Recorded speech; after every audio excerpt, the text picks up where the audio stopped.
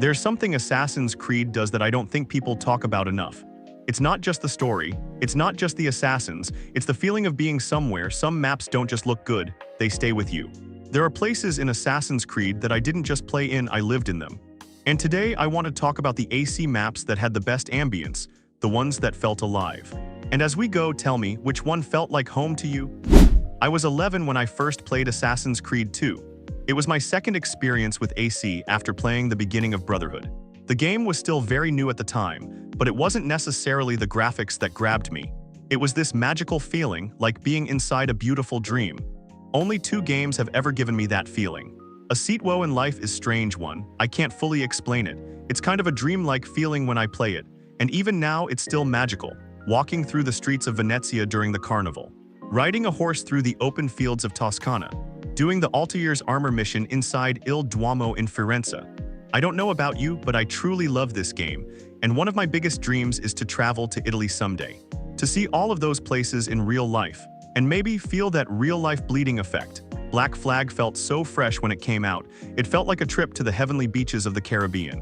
Each mission brought you to a different island. Every little dot on the map I explored. I completed 96% of the game. The only thing I didn't finish was fully upgrading the Jackdaw. But anyway, that game was just fun. When you first arrive in Havana and you're parkouring everywhere. When you get to the pirate island of Nassau and meet the legendary Blackbeard, all of those emotional scenes, and especially that touching ending. Black Flag is a truly immersive experience.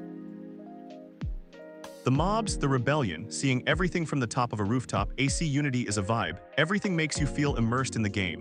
The map, the stealth gameplay, how challenging it is, the parkour that never gets old. I remember that back in 2014, I couldn't stop playing until I finished the game. And even after finishing it, I used to run all throughout Paris just to clear every little dot on the map. Doing that while listening to music, it was so fun.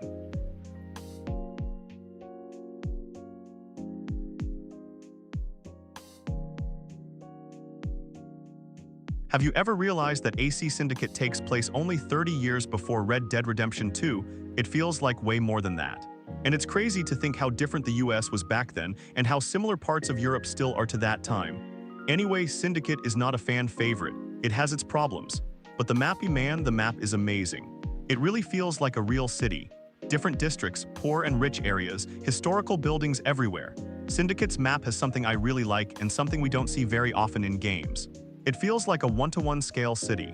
At least it feels that way. GTA games have that feeling too. You can actually travel through the city. Here's a recommendation for you.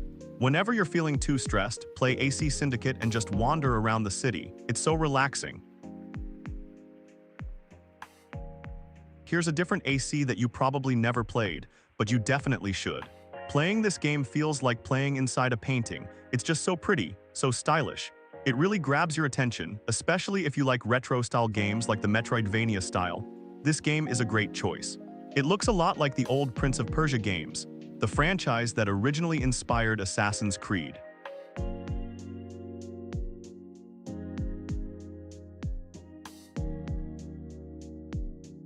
To me, AC Origins is a very close second for the best Assassin's Creed map, losing only to a Seatwoe. The first time you climb the pyramids and synchronize a viewpoint from the top, it's something magical. There's something about standing above the desert, seeing the vastness of Egypt around you, it just hits differently. Here's another game that fans don't talk about enough, but it's truly a masterpiece, especially because of its map, Alexandria. Memphis, the deserts, the pyramids, the contrast in this game is incredible. One moment you're exploring ancient Egyptian landscapes. The next, you arrive in Alexandria, a fully Roman city, and it almost feels strange. But that's exactly how history was. Assassin's Creed being a history professor once again. AC Origins doesn't just have one of the best Assassin's Creed maps.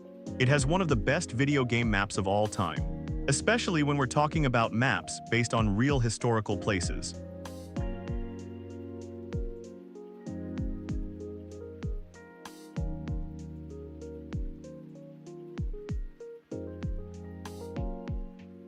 I hated this game so much when it was first released. How could Ubisoft even think about making an AC game without hoods, hidden blades, and assassins? That was crazy to me. But as an RPG game, Odyssey is incredible. I completely fell in love with it. I played 109 hours. Man, I'm really crazy about AC. Getting back to the topic, the Greece in Odyssey will make you fall in love with it. It feels a little like Black Flag. You have a ship, the map is surrounded by ocean. There are so many islands, and some big cities too. When you arrive in Athens and see all those monuments and buildings in their glory days, it's really something special.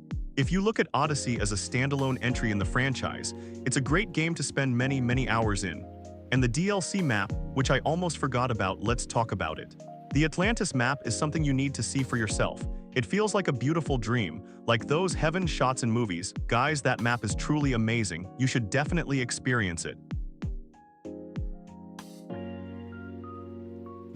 At the end of the day, Assassin's Creed maps are more than backdrops. They're time capsules. When I think about Florence or the Caribbean or Paris, I don't just remember missions, I remember how it felt. And that's rare. So now I really want to know which Assassin's Creed map felt like home to you. Tell me in the comments. Let's build something here, not just a channel, a space for people who genuinely love this franchise. If you enjoy slow, thoughtful conversations about Assassin's Creed, subscribe, not just to watch, but to be part of this. There's a place for you here. And if AC means something to you the way it means something to me, you belong here. I'll see you in the next one.